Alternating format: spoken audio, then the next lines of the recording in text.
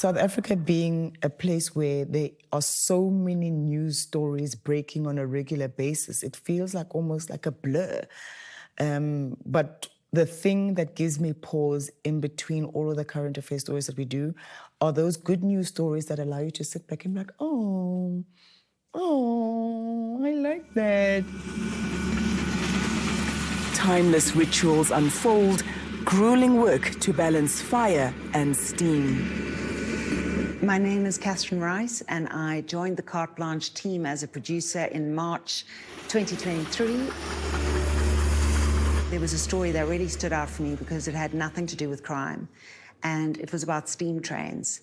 And it was one of the most beautiful stories I think I've ever put together. The trip to the Free State was so nice. Do you know, it felt like that entire time spent there was like we traveled back in time. Oh, wow! I'd never worked with Claire before, so it was really fun to get to know her. And then, of course, I worked with Greg, who I always work with on all of my stories. He's the most fantastic cameraman, and he just goes the extra mile, so it was fun to watch him.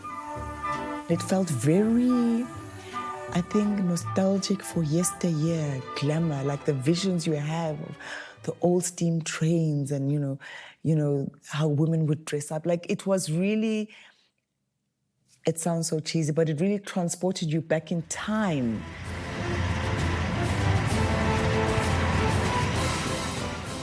I like to be pleasantly surprised on shoots.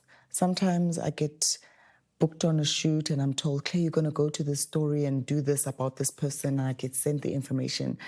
And sometimes I feel like, I don't know how I'm going to tell the story or do the story or approach it, or it's a foreign subject for me. And when I go with an open mind and I get pleasantly surprised, I love that. So I remember I felt that way about Benny. Well, I must say, I like your office. This is a good office to have, Benny. Not bad. Yes. Benny points out... Listen, no judgment to archaeologists and geologists, but I thought to myself, how are we going to tell this story? How are we going to make it visually impactful? How are we going to make people love something that is feeling quite niche? And then you meet an incredible person like Benny, who is going to soldier through gusting winds, and you're going to be sandblasted, and you're like, wow, actually, yeah, fossils, actually. Whoa, Benny!